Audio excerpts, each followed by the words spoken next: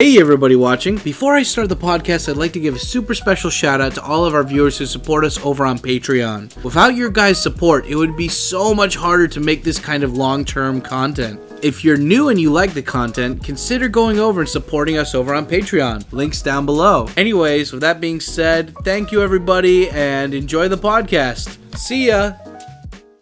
I love the part when I was like, ah! Give me a little kamikaze! Give me a little bonsai! Wake up in here! They're going to the land where the code of the ninjas began. But I said, You are not Japanese. I can do it. Now, for the first time, the true story. Welcome Japan. Welcome Japan. Welcome Japan! Welcome Japan. Welcome Japan!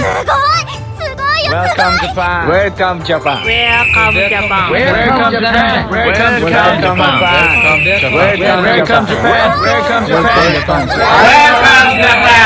Welcome Japan. I'm nothing but a worthless gaijin. Hey everybody out there on the sexy YouTube stores. This is your good old buddy TkyoSam coming to you live from the sexy Where From Japan podcast. Here I am broadcasting from Tokyo, Japan to a very sexy individual here in Hiroshima, but he's not here to talk about Hiroshima today. He's here to talk about Akita Prefecture today. We're brought, so today we have the very, very sexual, awesome, super smart, amazing, musicianal genius Russell here. Or is there any other name that we should call you? Oh yeah, Russell's fine. My full name, Russell Kabir. I'm happy to be here. It's great to be here. Thanks. Yes, thank you so much for being here today, Russell. You and a lady named Anne, who's also she's an author here for many of the books, and she also works in a university. Russell was introduced to me by a good friend named short shout out before the podcast, Miss Kat McDowell. She's half New Zealand, half Japanese artist. She's been on YouTube almost as long as me. Very talented. Go check her stuff out. It'll be in the links down below after this podcast. And anyway, let's get into it. Yeah. Awesome. Yeah, let's do this. So anyway, Russell, let's hear more about you. What where are you from? I am from. Awesome. Yeah. I am from Oklahoma City, Oklahoma, in the United States, and I grew up there through college, and studied abroad, and that's what brought me to Japan. And after I graduated, decided I would come over here and see what there was to see, and like most people, got into the JET program, and that's what brought me to Akita Prefecture. Oh wow! Okay, so we already got kind of a short little glimpse on how he got over here. We'll get into that a little bit further into the podcast. But first off, so how old are you right now? I am 28 years old. 28, Woo. Nice. That's awesome. You're 2 years younger than me at the current moment. I just turned 30. Wow. But I feel like 60. Oh, yeah. That's awesome. So what about, relationship status? Are you married? Do you have a girlfriend? If so, is she Japanese? Oh, no, unfortunately now I am single and ready to mingle. I have dated a Japanese in the past, but with what's my life is these days, it's just not a lot of time or fungulation. But yeah, guys, we'll get into this later. But currently, Russell is he's studying for a PhD down at Hiroshima University. But we're gonna actually be talking about that later. So anyway, Russ, how's your Japanese level? Speaking, reading, writing wise, how is it? It's all right. It's one of those things that after 10 years you feel like it'd be better. I started I think first semester of undergrad and took as many classes I think we had. I didn't take the listening or speaking classes because I had the good fortune to study abroad and kind of up that way. But I kind of went overboard into that direction and got really practical speaking, listening Japanese skills, and had to come back when I came to university here and taking Japanese classes in Japanese a lot of the time. That I've had to kind of reclaim my reading ability and to some degree my writing. Luckily, I don't have to write that much, but when I do, I'm always like second guessing myself. But I kind of gliding around the nebulous terrain of N2 and N1. I passed N2, but I never took N1. So I hope to do that someday, but it's one of those things that I kind of need to kind of recalibrate and figure things out. I guess the big question is, for me, I always judge people by, not the JLPT, but Beautiful. by, can you call your internet company to manually set up your router in Japanese? Yeah. If you can do that, your Japanese is fluent, in my opinion. Oh, that is a barometer. Yeah, there have been times where things like that have gone smoothly and successfully, but then there's sometimes when you're ordering a pizza and you're like, what am I doing? What am I wanting to say? I know that feeling. I don't know. I still have trouble, so I can't tell you that I'm super fluent in terms of nailing down the modem. Punctuality-wise, you're good. Yeah, definitely. Awesome. Ironically, now it's very academic Japanese that's in my head, that when I'm talking to people outside the university, I'm like, what do normal people talk about? I can't even remember anymore. It's very specialized, so that's kind of a detriment. But anyway. Okay, so how did you end up moving to Japan? If you could elaborate a little bit more, because you kind of sped through it. Oh yeah. Give us like a minute or two to go through it and tell us all the sexual feelings, everything. All the sexual sexual feelings pertaining to the moving to Japan. Yeah. Well, I was actually on that show, what is it called? You wa Nanishi ni Nihon e? And I explained it a little bit there when I was on the show, but what brought me to Japan originally was something ridiculous. I love the band Spitz, the Japanese band. Okay. Like one of my favorite. I think the songwriter is just like a melodic mastermind. And when I was in high school, typical kind of gaijin story, watching a lot of anime, playing a lot of video games. Hell yeah. Fuck all day. I'm doing all that shit. Fucking Toonami and Adult Swim for the win, buddy. Yes. Cowboy Bebop, Full Metal Alchemist. Yes. Those jam for sure. Yes. But what really got me into Japanese music was a show called Honey and Clover. I remember that. Yeah, and the insert songs from that show were by Spitz and another band called another guy named Sugashikao. And it was through there that I kind of got a less superficial love for things Japanese, and really took it overboard when I decided to start studying Japanese in college. And I studied abroad with this awesome program at Waseda University. And that was, I think in 2009. And I was in Saitama. It was the first place I went. I think it was... Yeah, I can't remember. The Urawa area. No, it was Hatogaya was the name of the area. God, my friend Todd, he lives in Hatogaya right now. Oh, that's sweet. I loved Hatogaya. It's developed quite a bit since like 10 years ago. Yeah, it's completely different. Yeah, I visited my host family there recently, and I was shocked like how different it was, even within, I don't know how many years, 6 or 7 years. So if you had to pick 3 reasons on why you moved. So originally you came to Japan. For university, and then after university, you got into JET, and you went back home, or you went directly from being a university student here into JET? I went back home and still had 2 years left to graduate and finish that. And the real story is I used to do research in genetics, and one of my mentors had a lot of Japanese contacts at a place in Hiroshima because he was a hotshot guy. And through him, we said one day, because he knew my interest in Japan, if I could, after I graduate, we should go and try to visit and see if I can network, and I don't know what kind of future I could have, but check Japan out for those reasons. Well, it's an institution related to radiation.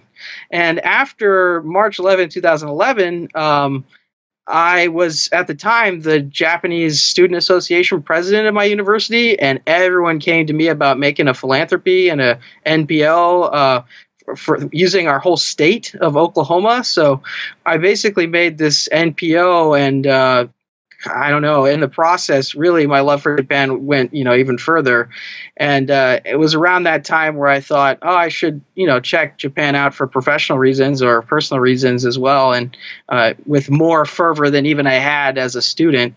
And essentially went from there and got into JET in 2012. I was an early arrival, actually. It was kind of a weird thing. Came in April of 2012. And so now I've been here for almost 5 years, I guess, technically. Wow, so you were able to get over here through jet, and you lived in Akita during that time.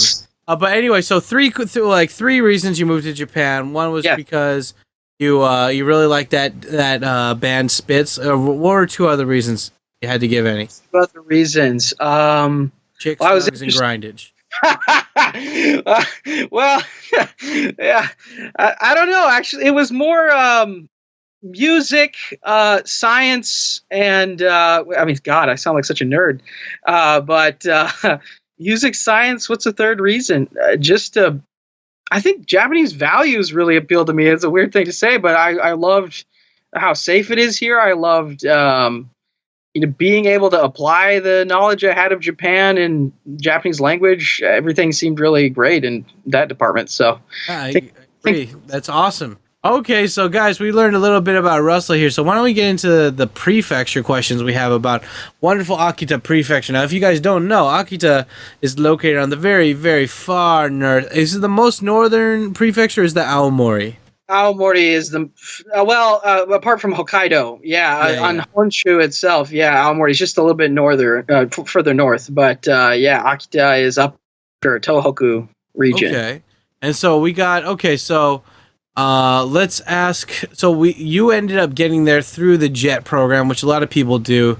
You can either do the cheap. You can either do the program of applying through JET, where you become an ALT in a school and you get maybe extra pay, or you don't pay taxes. You get a pretty sweet gig.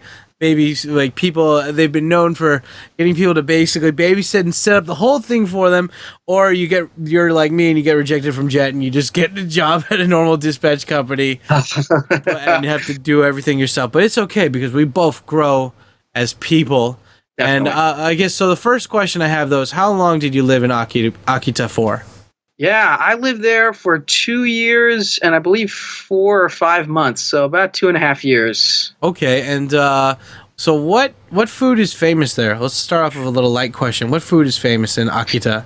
Oh yeah, well everything's famous in Japan. I don't know if you know that. Yeah. But for Akita specifically, it would be kiritampo, which is a kind of mashed rice husk, I believe, that is put around a wooden stick, and there's a kind of soy. Is it soy? No, I don't know what I'm talking about. Soy sauce based, or miso. I'm not sure. A glaze of like a sticky sweet flavor on this rice husk mashed stick thing. Okay. Oh my God. Never explained that. It's a snack. There's a snack rice husk snack thing. Yeah, festival food, and it's called kiritampo. I know this. I can give you guys a little nugget, drop some knowledge, some Harambe knowledge. Some Tai Lopez dropping some knowledge in here. Okay. I know that kiritampo has something to do with looking like the sheath of a sword. So it like the rice husk forms around the wooden stick. It looks like a sheath. So you're eating mashed up rice on a stick. Hell to the motherfucking yeah. Yeah, kiritampo. So okay, are there any other foods briefly that are from Akita? What else is famous in Akita? Gosh, definitely kiritampo's up there. Actually they put it in oden sometimes. I would say where I used to live, we had really great oden, and it had some kind of fame, but I wouldn't say, when people talking about, this prefecture is this, like, I don't know, what is it? Yamagata is like apples or something. Yeah. Or Aomori is apples. I don't remember, but Akita for that is got to be rice, komachi rice. Yeah. Okay. Well, that's fine. That's fine. It's really what food do you eat on a regular basis now? Let's go into that. Like, what food are you eating mostly Japanese food, or is it like half and half, or like what are you eating more of? So, great question. I would say, it's kind of ironic these days. I don't eat so much Japanese food. I love it, but I cook a lot at home, and I happen to be half Bengali. My dad's from Bangladesh, and I learned how to make my dad's food. So I cook a lot of Bengali / Indian type food, and Nice. but Japanese food, I would say it's still at least maybe 25-30% of the time I'm getting some good J in there. Nice. Okay. Yeah, I do love me some jolly pasta. I'll tell you that. Yeah, you gotta get some sweet jolly pasta up in there. Can you Sweet, tell sweet. everybody what jolly pasta is? Yeah, jolly pasta is Japanese Italian food. There's a couple big chains. I think Caesarea is another one. What do we got? Maybe a couple others. I'm not sure what's famous and not famous. What's big in Shibuya these days? But jolly pasta it's a national chain. This is a question then for you, and this is the biggest one. I think everyone's mentioned this so far in every podcast I've recorded so far, and I have to say, what do you think? I mean, there's got to be some Japanese food that you really like. I mean, like the others kind of like hinted at it before I even had to ask, but there's a Japanese food that everybody fucking likes here, and they've never tried it before they come here, and it's everywhere, and it's a brand name shop. Can you guess what that is, Russell? Brand name shop. Everyone likes it. Is it Koko Ichiban Kare? Yes! Yes! I Yes! love this place. No joke. I eat Koko Ichiban at least once a week or every 2 weeks. It's like a ritual for me. Oh my I love God, going this is there. Awesome. I really hope they sponsor this because it's like Yeah. they're getting so much free God. just advertising in this fucking podcast. This is awesome. Koko Ichi it's like it's not even like it's like an experience. Like I go there even for like the vibe sometimes. I love the curry, but I just like to be in there and feel safe in knowing that the place is excellent and nobody knows what the hell we're talking about when we talk about Koko Ichi and how great it is. It's like we're in the in club. No one knows that. Okay, that's awesome. I had to clarify with you for that absolutely. then. And so, okay. Well, let's move on from food to what are some cool places in Akita, like nature-wise, city-wise? Like, fill me in, man. Like, give me that sweet Ty Lopez Ferrari and a fucking. Just give me that knowledge. You know, give me some of that knowledge. Well, yeah. Well, some really sweet places in Akita would definitely have to be. I mean, it depends on what you're into, but they got a lot of snow culture, you know, snow sports. I lived at the foot of a mountain called Mount Chokai, and Yashima Ski Resort was a pretty sweet place. Chokai Resort was a cool place. But really cool things to do in general is a city called Daisen City. Okay, Daisen City. Daisen City. I think the major city within it is called Omagari. Omagari. Okay. Omagari. Sounds like, And oh my God, oh lordy. Oh my gosh, I never realized that. That's insane. Yeah, Omagari has one of these massive fireworks festivals. It's like internationally renowned, like huge. I think it's the All Japan Taikai or something happens in Omagari. That's a sweet thing to see. I mean, there's loads of festivals and great stuff for music. As a musician, I got to play lots and lots of live shows on a little brief tour I did in Akita through the 2.5 years I was there. There's all manner of great bars. A sweet bar is called a Rush Bar. That's also Omagari. I would say sweet places to hang out. I lived in a city called Yuri Honjo City, which most people don't know. It's a port city a ways south of Akita City proper, which I think is the capital of Akita. It sounds really easy to say. Yeah, Chiba is Chiba City. Akita is Akita City. Yeah. So simple. Yeah.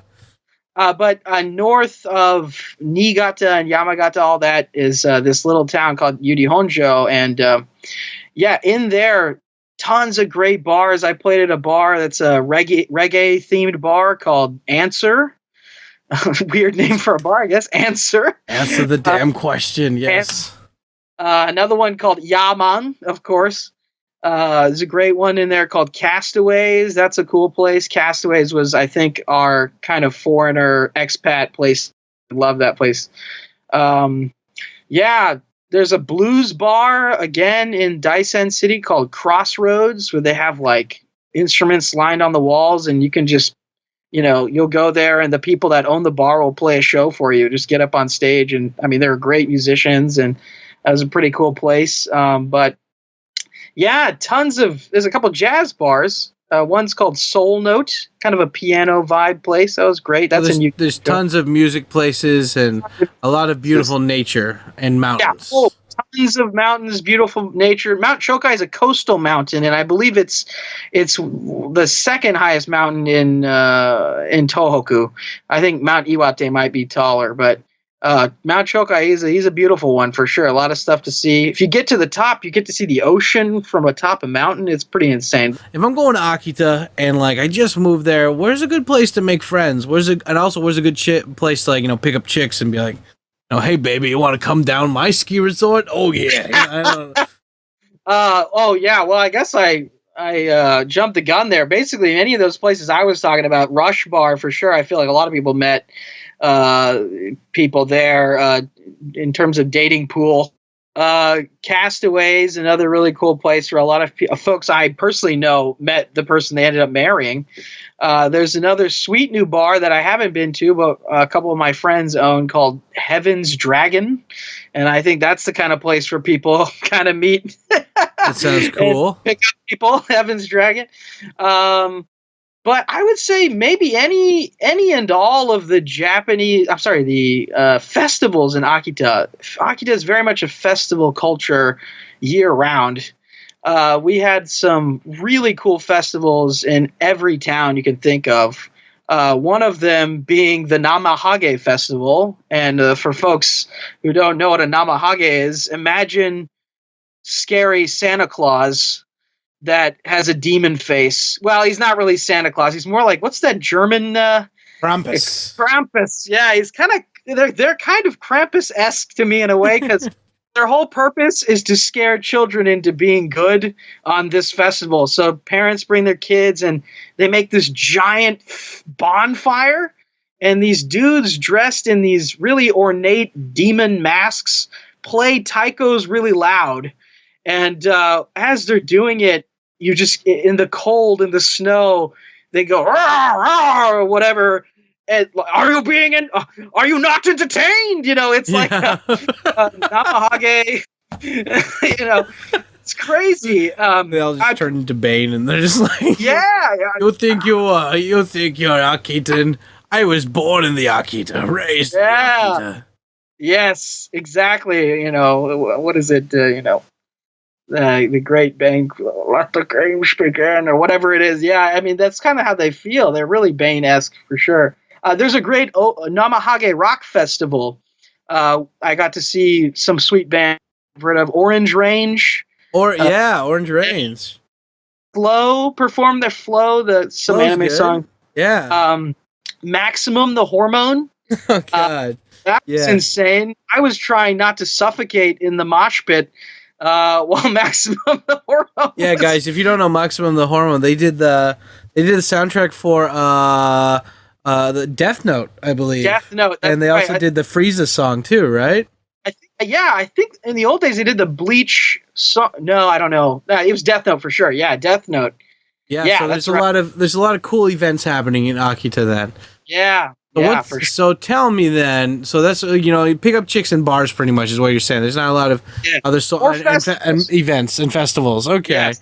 So what is the hardest? I already can kind of tell because north and snow and whatnot. But what's the hardest part about living in Akita? Weather, location, people, whatever the hell.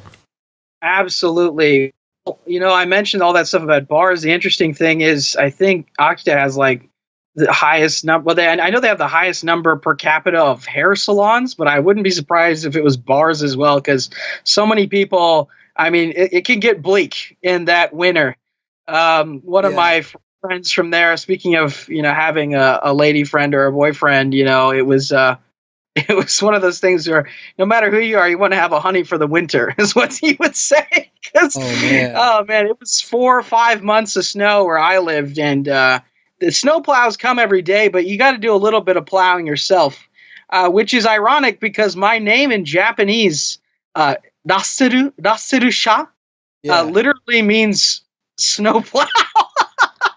It's like the irony. Can you taste it? Can you taste it?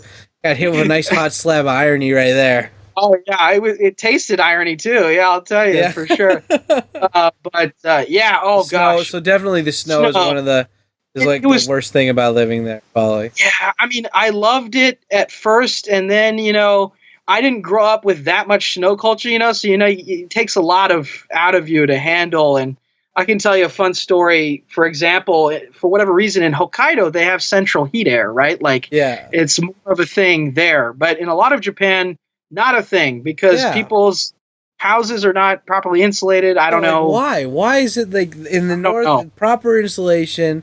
Central heating, like why? I don't get it. It's something about the consumer value of, I don't know. I'm just talking out of my butt. I thought maybe it's because like those are literally pipes and systems inside your house, and if an earthquake happens and it shakes, maybe if it has to deal with gas or something, it might be harder. So they just want to have a tiny gas line versus like a whole system. But I mean, that doesn't make sense if fucking northern fucking Japan has that stuff. So I don't know. It doesn't make any sense to me either. Hokkaido does it, but somebody told me it's because Japanese traditional houses, they like to have the airing of the fusuma, the sliding doors and all that, to air out during the summer to be really cool. But in the wintertime, it gets crazy cold, of course, and we're using kerosene heat.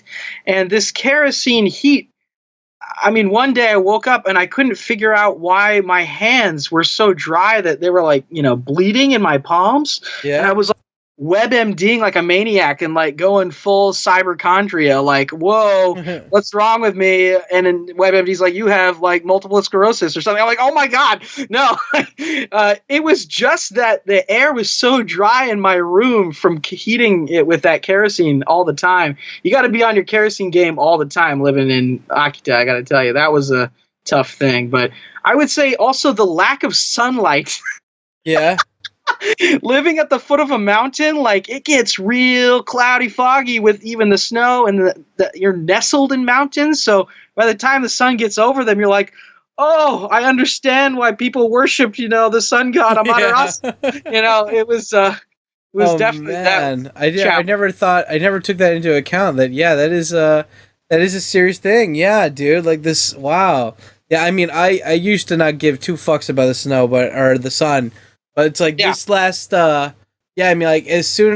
sun, I was like a vampire pretty much during summer because I was trying to not see the sun as much as possible, but it would start up around 4:30 and end around like 7:30, and now winter, it gets up around 6:30 or so and ends around 5 or so. So it's like, the sun, Beavis and Butthead, the Butthead said, the sun sucks, but I disagree. The sun kicks ass. Yeah, that's so it's definitely the sun and the snow. Then probably those are the things that do it worse for you, huh? Yes, that was definitely some drawbacks. Beautiful, absolutely beautiful place to live. And everyone takes care of you. In that community I lived, everyone's looking out for me all the time. Hey, did you get your winter tires put on? Let me put them on for you. Or if the first time, then I help people the next time. That kind of community culture of really, I think this is a fancy term, but I think they're called micro-sociological interactions. Hey, some knowledge there. People tons of dropping of knowledge going on tonight. But yeah, I mean, winter wipers, you got to have snow. You got to be decked out and ready to go when it happens, because it'll eat you up and spit you out if you're not ready for that crazy blizzard action. Yeah, so the weather and the weather, keeping on the shit when it comes to the weather stuff, and not seeing the sunlight enough, not being able to worship the sun god as much as possible during the summer. So what is the easiest part about living in Akita then? Oh wow, easiest part. Yeah. Oh, what was the easiest? I mean, there was. It wasn't all, doom and gloom for sure. It was easy to live in a community because I had all these neighbors that after they would, have a big harvest of rice, they would just like come to my house and be like, hey, here's like 5 bags of rice from my farm because it's shinmai, new rice, and it's time for me to get rid of it. So here, stuff like that. Or I would say just the people were so wonderful to me. I mean, I used to do a weekly basketball club. I'd drive 50 minutes from where I lived into the city to play basketball for an hour a week. That's awesome. And when I was doing that, I really effed up my ankle. One of my in just normal roll your ankle type of situation, and it ballooned like crazy. It was a high ankle sprain / slight hairline fracture something, and I drove home in my stick shift car with that. Like, oh my god! Yeah, and the next day I wake up and I'm just writhing in pain. I can't move. I can't get up, and I call my neighbor. She comes over and helps me and takes me to a grocery store to get like stuff I need. She's wheeling me around a wheelchair. Everybody's like, "What is Russell Sensei doing in a wheelchair? This is so confusing." Oh man. Yeah, people really looked out for me. So I would say definitely the easiest thing about living there was living with great people. I mean, they knew what the hell you were up to at any moment of the day. I would go out on a morning jog. One of the parents of one of my students I met one time at a party was like, "Yeah, I see you at 5:30 every morning," or some really ridiculous specific time. Where you at 5:31, you always come around that corner. Exactly. But today you came around at 5:41, so something wrong? obviously happened. Yeah, what was wrong? It's okay. Yeah. Tell Mr. Suzuki, it's fine. Yes, tell Mr. Suzuki, it'll be okay. For sure. But my mom beats me. Has nothing to do with she in Japan? I don't know. But that's why I'm late. I just start crying. Yeah. That's awesome. People are great here. I love how like people want to talk so much trash about Japan all the time, and the lady who I was talking to literally right before your interview, he's just like, well, you're a guest here. You can leave any time, the door's right there. It's like every place has its goods and bads, but I'm personally going out on a limb and I'm saying Japan has quite a lot more good than bad. I'm not going to get shot by a cop here, I know that much. For sure. I mean, I'll be with you there, brother. I mean, I won't be able to get a lawyer for 27 days and be held against my will, but at least I won't get shot, Yeah.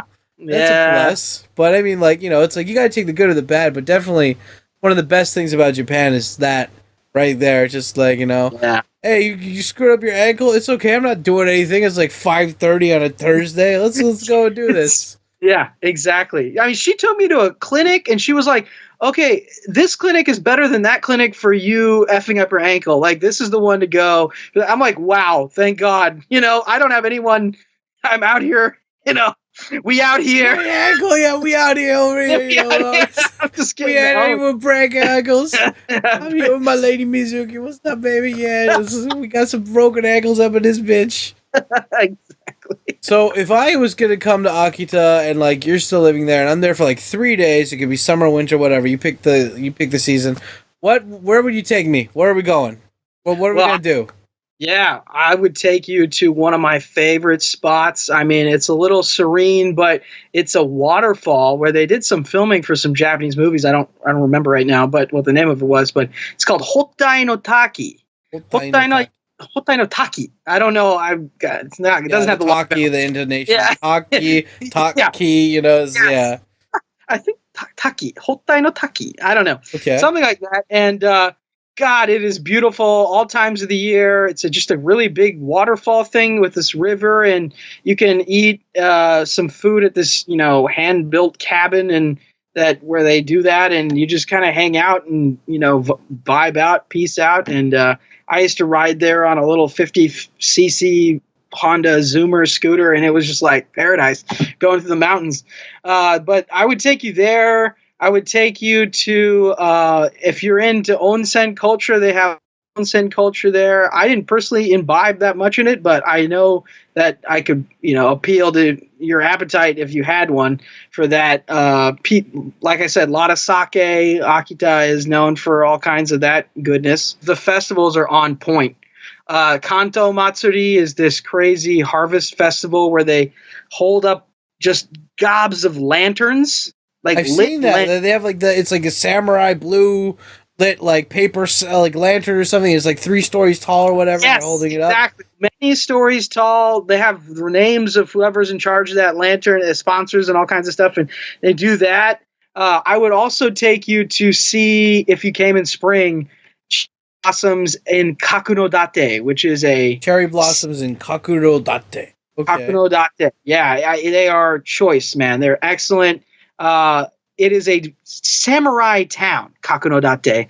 It's like this ancient. The urban design is just ridiculous because it was designed to confuse invaders in the old days of like the Dewa, or I don't remember exactly which, historical period or what the story is, but it's a really cool town where you're just walking around and everybody's dressed up to the nines in samurai. That is so awesome. gear. Yeah, you would probably dig it.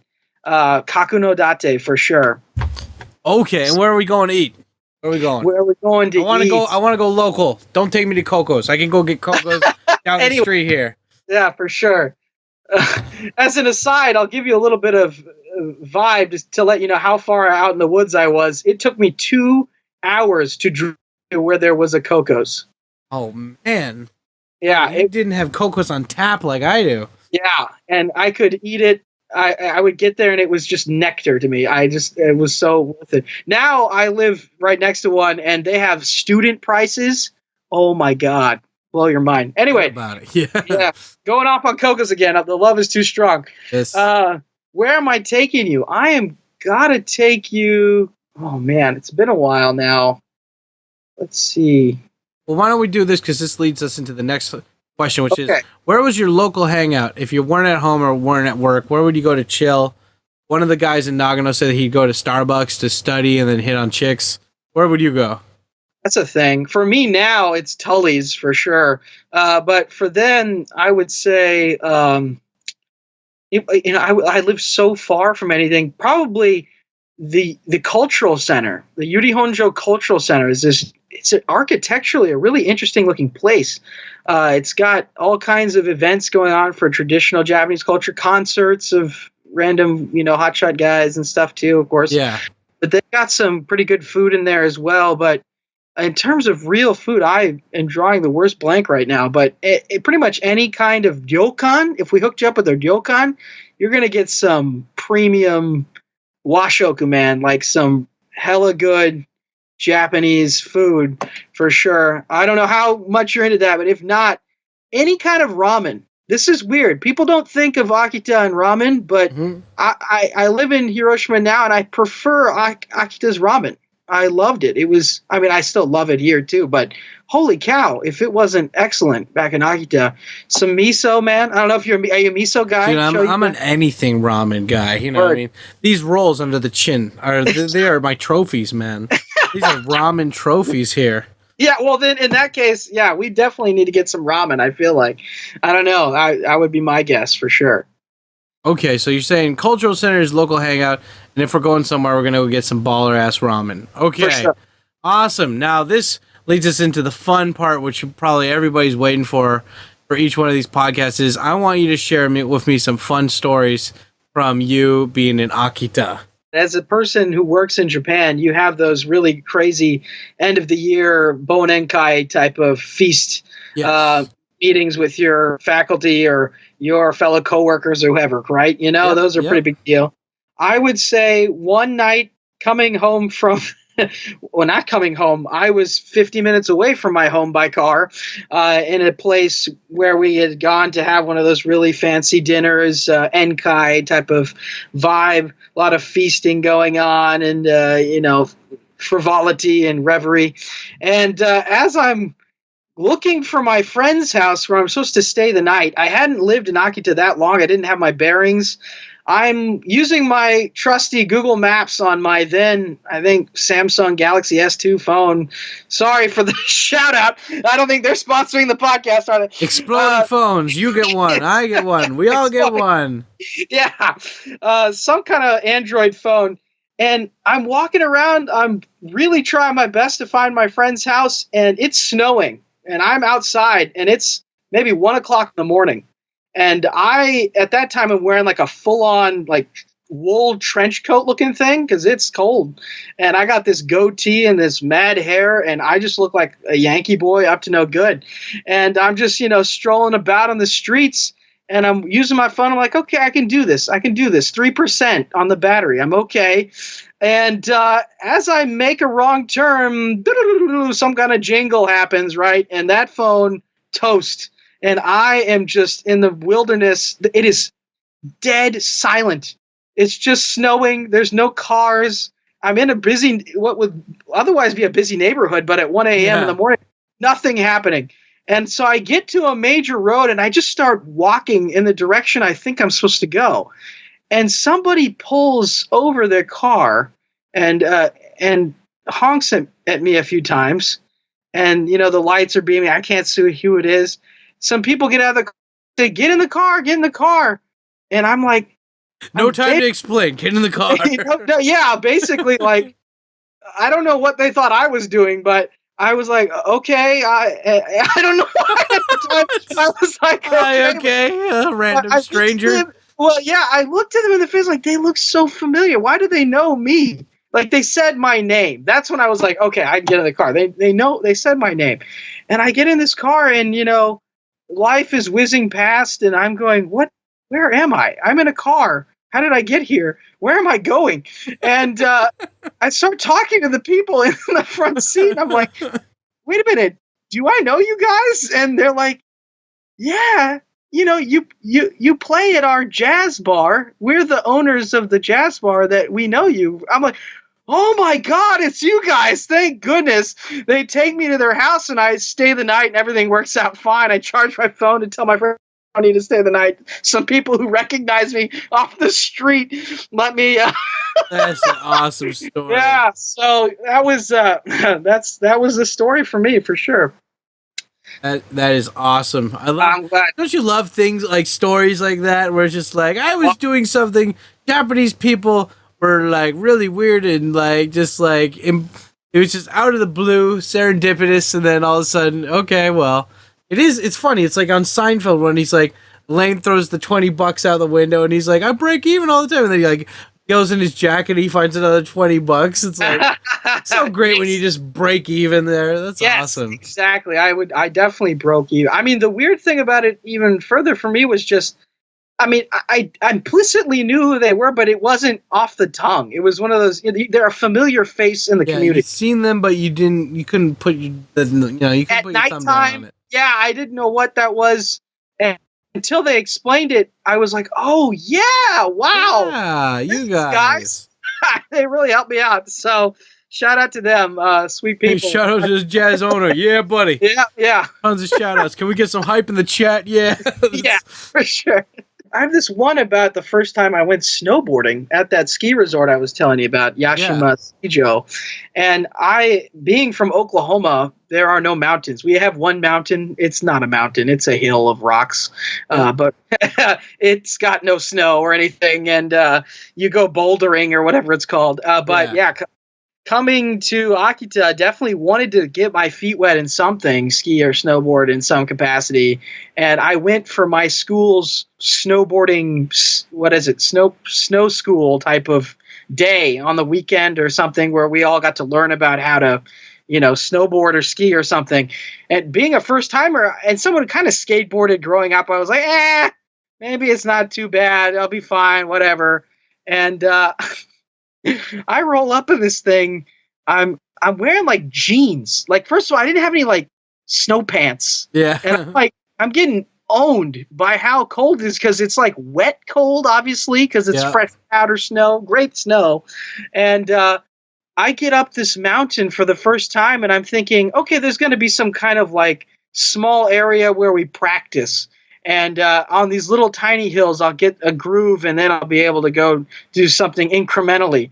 And no, I took that ski loft to the top and looked down into oblivion. And they were like, well, no, you got to go down the mountain. And I went, holy shit. I hated that. I did that and he got the two. I was like, so where's like the little bunny? They're like, in Colorado where I'm from, Bunny Hill, right? Go to the Bunny Hill. You go to it's like a small little hill the kids can go on. Nope. They're just like, well, that's technically the lowest part that we can send you to. So I was like, you sending me down there, a 300-pound guy going like 80 miles per hour or something. And just saying, like, just try it out. You'll figure it out. You'll figure it out. That's exactly what happened. And I ate it. the whole way Yep. down the mountain. Yep. And meanwhile, my students who are half or a quarter my age just whizzing by, perfect ski form, going, asking if I'm not wearing a helmet or anything. Like I was just eating it. I actually fell into the really deep powdered snow under the snow lift, the ski loft lift. What is that? Okay. A lift? And And where they don't pack it. And I was like, someone had to come and like physically pull me out. It was terrible. I mean, incrementally I got better through the day, but wow, it was a huge blow to my ego for sure. So yeah, snowboarding and failing at it pretty miserably. I'm told I should get better at it, but I didn't. Well, that leads us into the next question then, I guess. Do you have any interesting stories about certain people that you met when you were in Akita, besides obviously the awesome person who helped you with your ankle and the people who gave you a place to stay so you didn't freeze like a homeless person yes. at 1 a.m.? I certainly, a lot of characters in Akita to be sure. Like any place in Japan, you kind of just get one or two of those guys. I mean, I don't know this much. I don't know this much about you, Sam, but to me, I feel like you're a character, like one of these interesting personalities. These guys with a lot of, charm, charisma. There's just a je ne sais quoi or whatever. And you are 100% correct, by the way. He's not getting paid for this, by the way, guys. I mean that come on, all those women that he got there and all the money behind him that you guys can't see right now. That's all him. That's not sent by me for him to endorse me in the middle of this. Yes. That's right. Happily. I appreciate it. I'm glad to do it. Ladies, keep it down back there. We're trying to do a freaking podcast. Yeah. Wrestling, you said it's bubble bath time. I said later. Get out. Oh, bubble bath time. Oh. You know these Japanese ladies. They love their bubble. Yes. That's a funny story. I don't know how much you know about some wacky Japanese kind of like folk myths about health, but there's a thing called katakori in Japan. Have you heard of this? Shoulder thing, right? Yeah. Hard shoulders. Stiff shoulders. And, it's not documented as any kind of real, like, it's a weird thing to say. When you try to explain to Japanese people that this is a cultural concept of distress, of health, that katakori is a thing. Yeah. It's not a thing anywhere else in terms of the way they describe it. And they have those bubble baths for katakori. Like, it's called like bub or something like that. And it blows my mind, stuff like that. I mean, it's really interesting. If you talk to Japanese people about katakori, they'll try to explain to you. And then you have to be careful, because if you say this isn't a thing in other countries, they go down the whole unique road, like, oh, this is kind of Nihonji. Yeah, I heard a great joke one time, and it was by this comedian named Dave. I can't remember his name, but he was in a Tokyo Comedy Club, and he was like, I went to a Japanese onsen the other day, a Japanese hot spring, and I don't want to be like one of those guys, but I don't want to have to be that guy, but I gotta say the Japanese stereotype about penises here is 100% true, and everyone's like, oh, and he's like, yes, they do taste like green tea. Oh, it's just like, oh, everyone's like, oh, shit, fun. Yeah. Oh, man. The beat is great in that joke. I like the way that went. Oh, well done. What's that guy's name? I got to check him out. I got to look him up. I had a friend named Kevin Cooney that was here, and this guy was basically his doppelganger, except Indian. And I think he works for Tech in Asia right now. I want to say Dave Corbin, but I met this guy from Senegal named Ibu. And he would just like, he was amazing. Like, he was my brother. We spoke Japanese to each other most of the time because he didn't understand his English. I'd always just say, yo, Ras, you smoke the weed, man. Yeah. He's like, oh, we got to legalize, man. Yeah. We'd always get drunk and just like be like, yell at people to smoke weed. It was awesome. I see. Well, in that case, I definitely would have to say he happens to be a musician friend of mine, but he's a native of the place I was telling you about, Yuri Honjo, this city. And his name is Ishikawa Cole. He's a pro musician. And this guy, he's a goof, man. He's anytime I hung out with him, a good time happened. I found some place to be, some place to go. He's like Mark Maron. He like lives with a ton of cats and like, and just makes music and really hit it hard for about a decade or so. I think he's slowed down playing lives and stuff so much these days. But oh yeah, he was a total figure in that community. I'd also say I had a friend who was in Akita at one point, but is just kind of a guy for Tohoku in general. This guy, his name is Dean. Dean. Wait, Dean Dean the model Dean? Like Dean.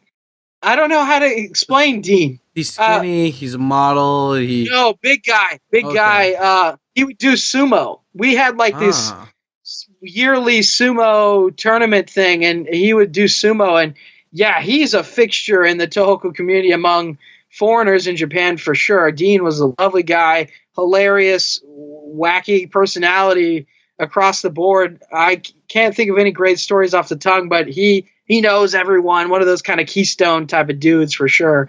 But I would say through my friend Ko, I was telling you about, I got to meet a lot of really cool musicians that later became friends of mine. And I played shows with them here in Hiroshima, where I live now.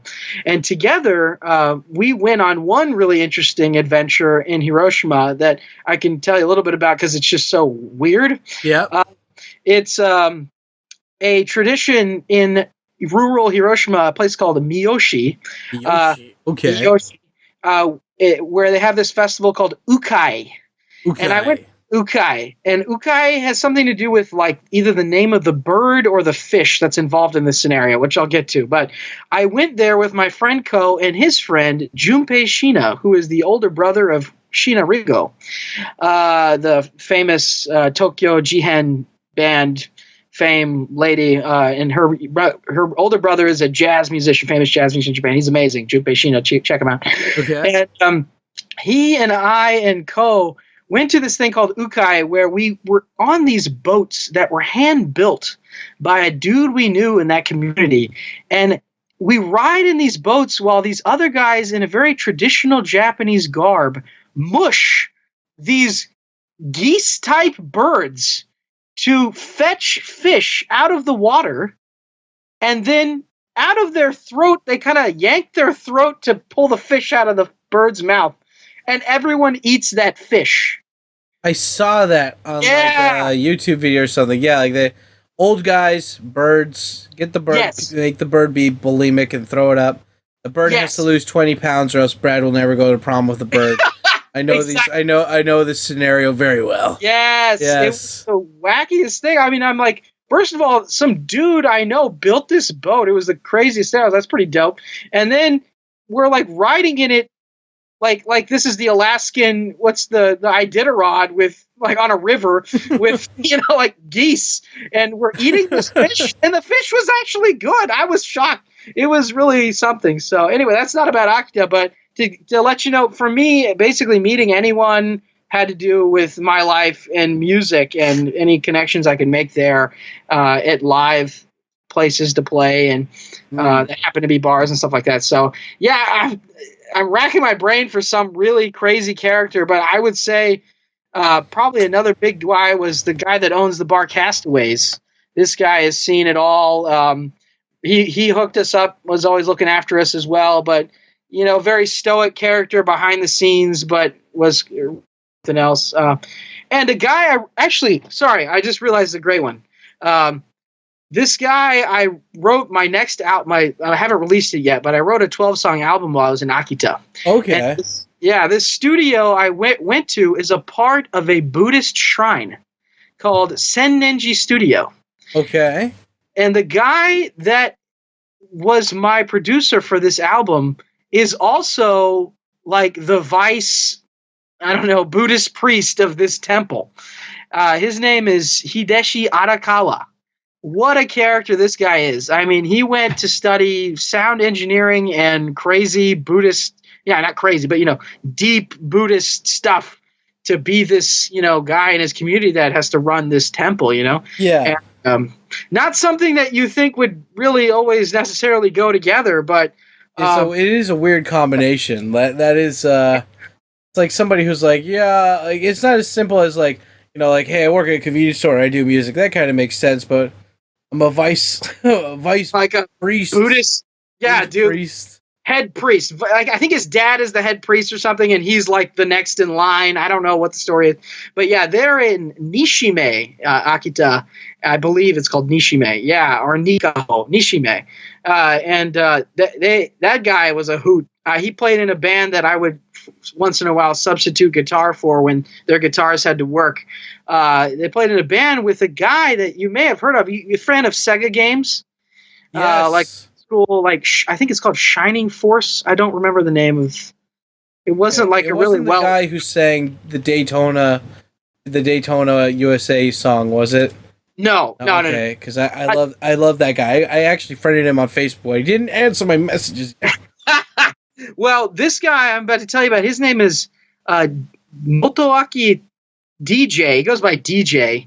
He's not a DJ, but he was a he was a composer, a contemporary of Yoko Kanno of Oh Cowboy shit! Bebop. Seatbelts. Yeah. And he helped me with my album. And I'm asking about Yoko Kanno. He's like, yeah, oh, Yoko-chan, or something like very friendly. Like, Yeah. they were like hot. He said, she was quite a, whatever, a strong woman, very fiery personality, or something to that effect. But yeah, I was blown away. I'm like, holy crap, you went to school with Yoko Kanno? What is this? That is very awesome. Cool guy. Life, yeah. There's what is it? It's very, very, very small world, right? Yes, absolutely. Second semi or something like that in Japanese, right? I think, small world. But yeah, that's just some of the interesting people I met in Akita for sure. So I guess now that we've gotten to hear some awesome, fun stories, can you tell us just a little bit about where you're working?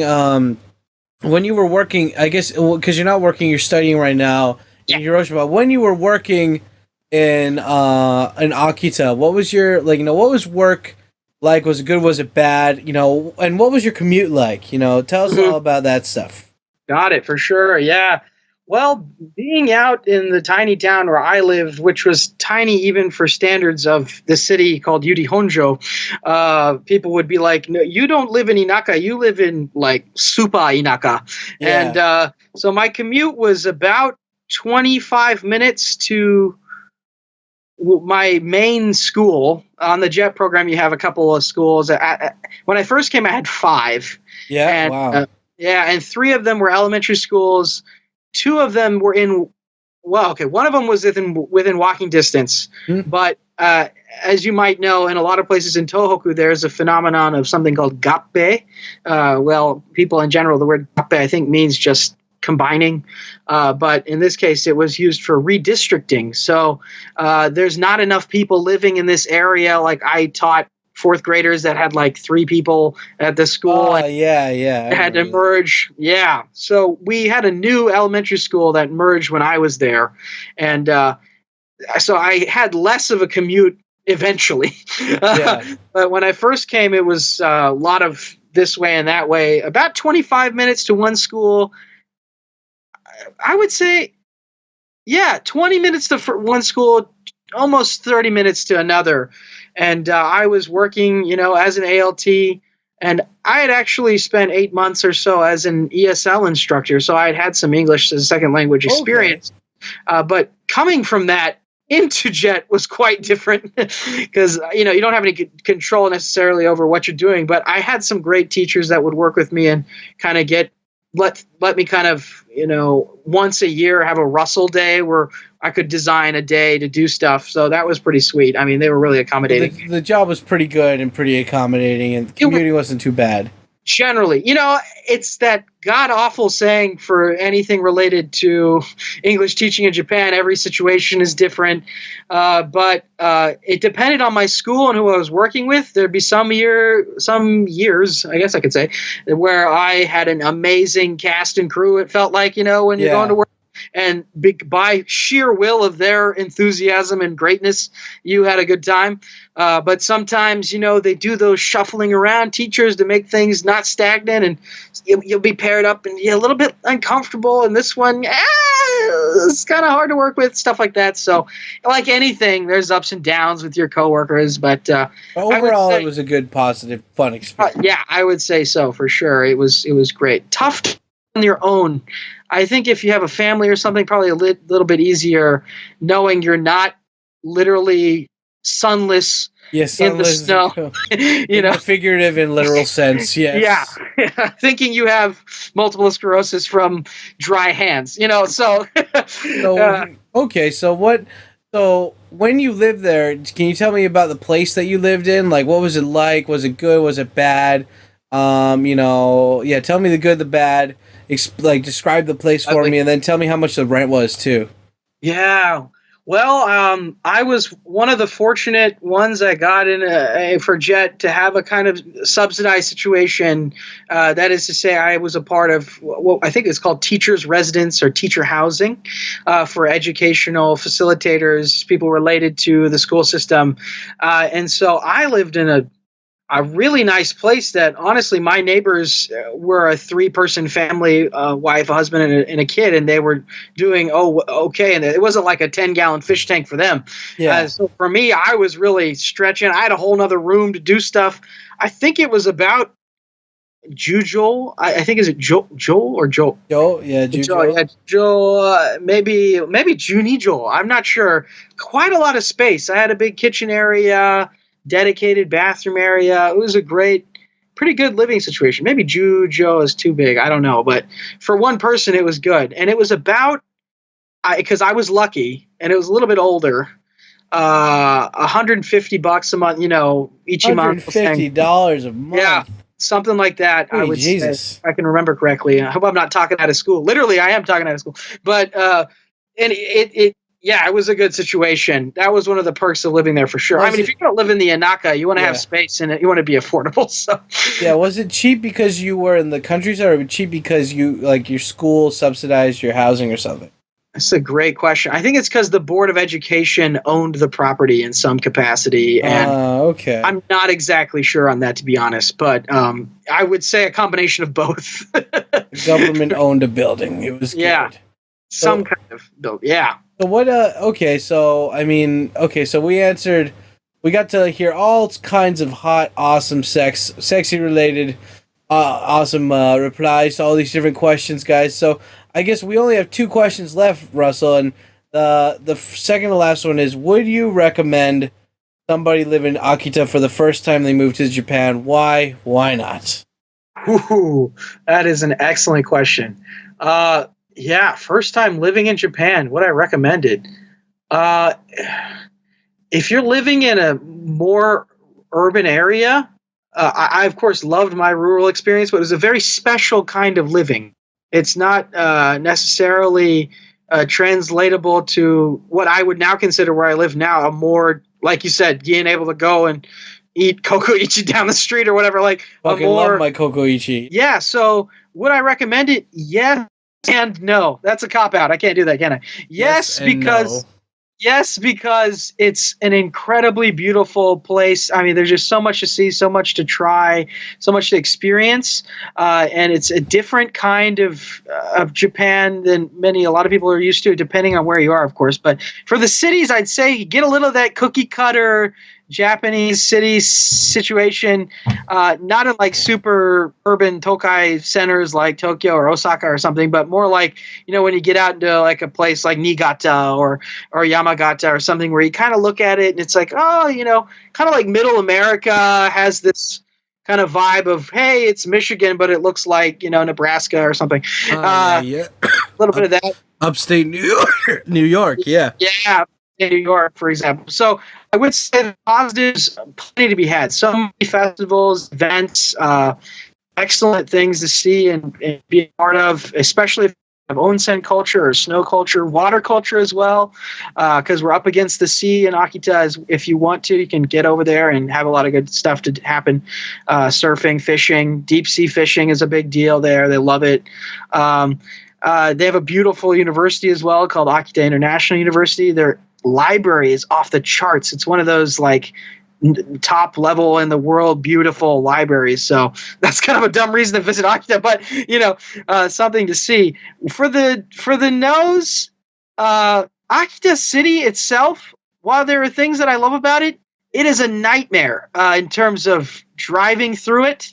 just by design. It's a bummer, man. Worse That than place- Tokyo? No, absolutely no. But for the kind of living you're expecting to have in Akita City, the buses this is also, with the caveat that I haven't been there for a couple of years now. It's one of those things where the station just gets in your way. You can't like go under it or anything. Like you have to fidget and mess You have around. to, like, go around. You have to take the secret car, like Yes. the secret street to get to. Yeah. Yes, yeah. You got to drive everywhere in Akita. I had a car. If you don't have a car, you are SOL, my friends. So I would say, for the most part, unless you're really in a super urban area, yeah, it's going to be rough. But living there first time in Japan, personally, I loved it. So I would endorse it. It was great. It was a wonderful place for me to grow as a person, kind of have some identity, explore things about myself with music, with life, with science, things that I care about, art. So, yeah, absolutely. Come to Akita, come visit, get yourself some kiritampo, some Akita komachi rice. Hell yeah. Good one. Awesome. So I guess the final question is, what are your future plans, Russell? Are you going to die in Japan like me, or are you going to go home after you get your PhD? When are you going home, or how long are you staying for? Oh, it's the golden question for all of us here, right? Yeah, right? I see why you have it last there for sure, to put a button on everything. For me, I've got another hopefully not 4, but we'll see, 3 years left on the PhD, depending on how progress goes for me there. But I've already been here for 2, got the master's out of the way. I'm a part of this really innovative thing happening in Japan called the Leading Programs. There's about, I think, 20, but they got more, like maybe 40 now, all over at different universities. Check them out. They're beautiful ways. It's almost like Germany's doing that thing where people can come and study in Germany or whatever for really like a lot of scholarship money and incentive. Yeah. It's Japan's version of that, or these leading programs, and I'm a part of one. I love it. It's great. So as far as my future after that, it's going to depend on, I have to do something called a long-term internship, and after I do that, and wherever that is, I'll make a decision. But these days, man, I started out going 50-50 when I came to Akita. Like, I think I'm too in love to leave. And then things got hard, you go through those peaks and valleys. And you start eating it a little bit, and you're like, oh boy, maybe it's time to go home. But it always comes back around. I think I'm still in kind of a 50-50 shot, but some days 70-30, I'll tell you. It's real tempting. It's entirely possible. I've spent most of my adult life in Japan, and thinking about that kind of makes me go, huh. And every time I visit home or other places, I'm looking for that good old-fashioned omotenashi. And once in a while, when it ain't there, wow, it really goes right to the gut and makes me want to come back to this special place we call home here in Japan, for sure, So I completely understand. Yes. Yeah, up in the air for me is the answer, unfortunately. But either way, I think I'd love to do it. It probably depends on the girl situation too, right? Ladies, where are you ladies, if you're looking for hot sex with the boobs, we here. We where you be at? We're here with Russ, and Russ is waiting. Russ is waiting to take your call all day, all night. All day. Oh gosh, this is too much fun. I really had a great time, Sam. Thanks a lot. Yeah, Russ, I want to shout Russ. I really want to thank Russ for coming out here. I literally contacted him yesterday, and I was just like, today, can we go today thing? And he's like, yeah, sure. And we got it. I'm trying to pump out all these fucking podcasts before they're even released, and that means doing like 2 or 3 hour hours a day of my time dedicated to these interviews. Right. But it's great. I hope that I'm sharing much needed positivity and motivation for people who want to come to Japan and experience it. And I think that introducing all these listeners to all different 47 people that are going to be sharing their lives and perspectives here on the podcast it's a really special thing going on here that was just spawned out of, did someone do that? Google check. Boom. No one did that. Why? I should do that. Oh yeah, absolutely. I'm 100% behind it. Yeah, this needs to be a thing. This needs to happen. Someone's got to do it.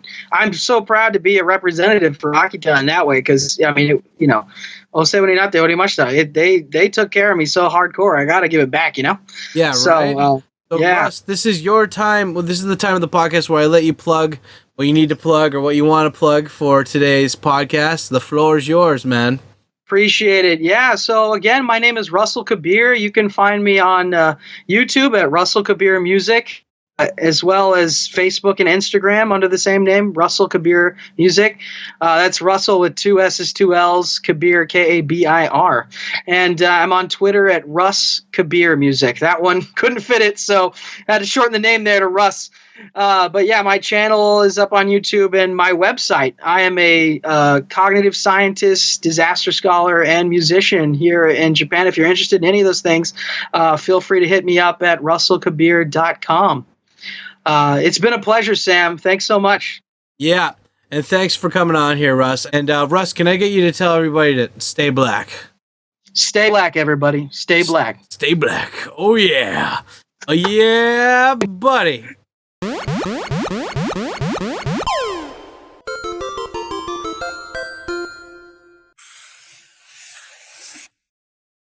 Hey everybody, just some last minute announcements. If you're not already doing it, please consider following us on social media, links down below. Big thank you to everybody who clicked on the podcast to listen today.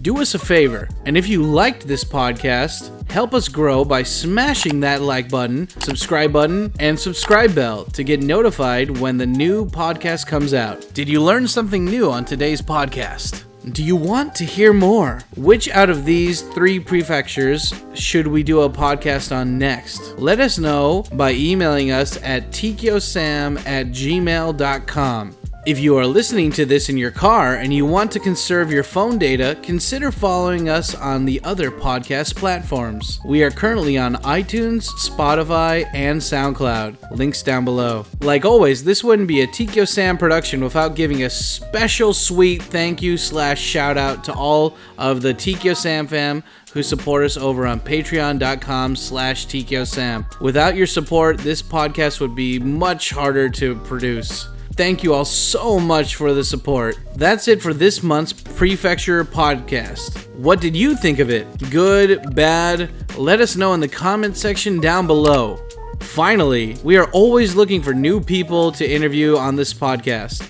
If you check out the video description below, you can find out what prefecture we still need to find people to interview for. If you know somebody, let us know by emailing us at TkyoSam@gmail.com. Like always, this has been the Where Come From Japan podcast. Thank you all for watching, and most importantly, stay black.